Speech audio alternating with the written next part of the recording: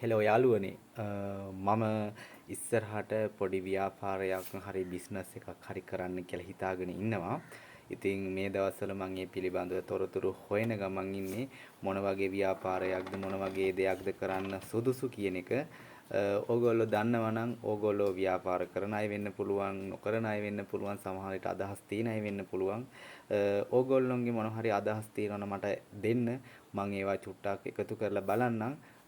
මම කැමතියි ඔයගොල්ලෝගේ අදහස් දැනගන්න. මේ දවස්වල ලංකාවේ කරනවා නම් මොකද්ද කළ යුතු හොඳම බිස්නස් එක නැත්නම් හොඳම ව්‍යාපාරය.